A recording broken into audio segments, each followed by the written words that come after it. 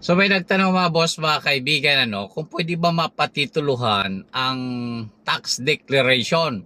Bibili raw siya ng property pero ito ay naka-tax declaration. So ano bang dapat gawin para yan ay mapatituluhan? So mga boss, doon sa tanong kung pwede mapatituluhan, mayroong chance na mapatituluhan ang tax declaration, pero hindi po kasi lahat na naka-tax declaration ay pwede patituluhan. So ano lang yung klase na tax declaration na pwede patituluhan? Yun po yung classified as alienable and disposable. Doon po yun sa DNR natin puntahan.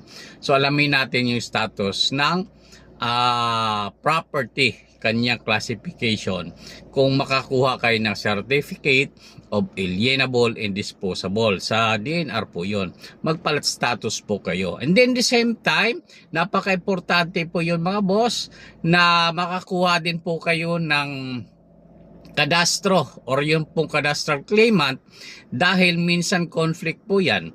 Iba po yung nakalagay sa tax declaration, iba rin yung claimant doon sa kadastro. Kaya maaring magiging komplikado kung hindi nyo matrace kung paano yung nagkaroon ng pagkakaiba. So maaari po kasing naibenta noong araw na walang dokumento. So maaring challenges yun mga boss, dahil kailangan magtugma-tugma yun. So kailangan, kung hindi yun parehas, magtitrace kayo bakit yun nangyayaring ganon na hindi magkapareho. Pero kung parehas yun, medyo positive tayo mga boss na maaaring mapatituluhan kung yan po ay alienable and disposable.